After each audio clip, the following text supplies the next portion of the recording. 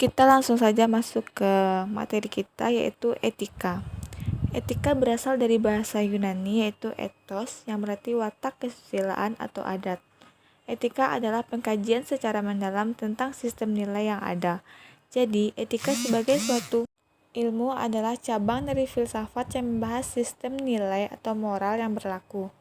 Secara umum, etika diklasifikasikan menjadi dua jenis. Yang pertama, etika deskriptif, yaitu etika yang menekan pada pengkajian ajaran moral yang berlaku, membicarakan masalah baik buruk tindakan manusia dalam hidup bersama. Yang kedua adalah etika normatif. Etika normatif adalah suatu kajian terhadap ajaran norma baik buruk sebagai suatu fakta. Tidak perlu mengajukan alasan rasional terhadap ajaran itu. Cukup merefleksikan mengapa hal itu sebagai suatu keharusan. Etika normatif terbagi menjadi dua, yaitu etika umum dan etika khusus. Etika umum adalah etika yang membicarakan tentang kebaikan secara umum, dan etika khusus adalah etika yang membicarakan pertimbangan baik buruk dalam bidang tertentu. Pembagian etika lainnya adalah individual dan etika sosial. Etika individual membicarakan perbuatan atau tingkah laku manusia sebagai individu, misalnya tujuan-tujuan hidup manusia. Etika sosial membicarakan tingkah laku atau perbuatan manusia dalam hubungannya dengan orang lain, misalnya baik atau buruk dalam keluarga, masyarakat, dan negara. Selanjutnya adalah aliran-aliran etika. Yang pertama adalah hedonisme.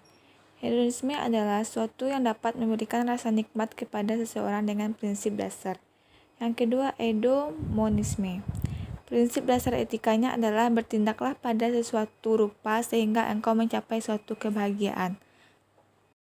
Artinya bahwa segala tindakan manusia itu pasti ada tujuan. Aristoteles membaginya menjadi 3 bagian, yaitu teori, praksis, dan pronesis. Dengan 3 komponen tersebut, Aristoteles dengan tegas menyatakan bahwa etika terlambat, asalkan etika bukan pengetahuan lebih tajam, melainkan praksis, bukan yang mengetahui apa itu hidup yang baik, melainkan membuat orang hidup dengan baik. Aliran selanjutnya adalah utilitarisme. Utilitarisme merupakan teori teleologi yang bersifat universal yang hanya menilai betul dan salahnya tindakan manusia dari segi konsekuensi. Dan aliran yang terakhir adalah deontologia. Menurut besar Jerman Immanuel Kant menyatakan moralitas menyangkut hal baik dan buruk, tetapi bukan sembarang hal yang baik dan buruk, melainkan dalam bahasa Kant apa yang baik pada dirinya sendiri, yang baik tanpa pembatasan sama sekali.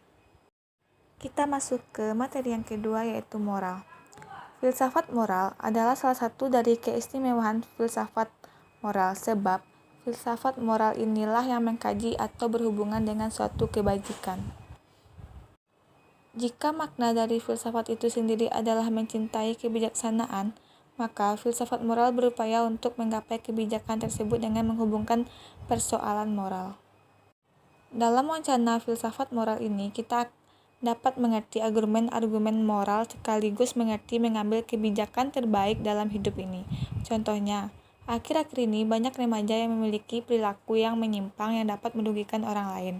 Misalnya, seperti kasus yang terjadi, yaitu 2 pelajar SMA ditangkap saat ikut pesta sabu-sabu. Kemungkinan kasus ini terjadi karena kurangnya pengawasan orang tua. Dan materi yang terakhir adalah norma. Norma yang sering ditemui yaitu berasal dari bahasa Belanda, yaitu norm, yang artinya adalah patokan, aturan, atau pedoman yang berlaku. Norma secara hakikat adalah kaidah atau petunjuk hidup yang mempengaruhi tingkah laku manusia dalam hidup bermasyarakat.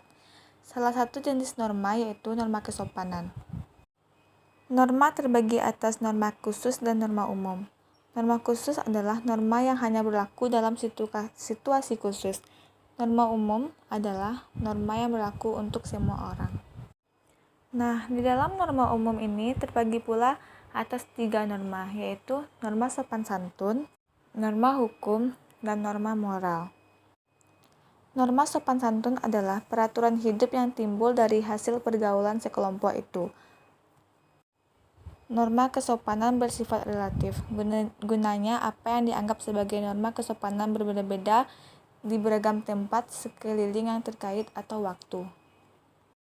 Salah satu contoh dari norma kesopanan ialah menghormati orang yang lebih tua daripada kita, menghargai pendapat orang lain, dan melawan kepada orang tua. Yang kedua, norma hukum. Norma hukum merupakan aturan yang diperuntukkan ketertiban kehidupan masyarakat yang biasanya dibuat oleh otoritas pemerintah setempat di suatu negara. Norma hukum terbagi atas dua, yaitu norma hukum tertulis dan tidak tertulis.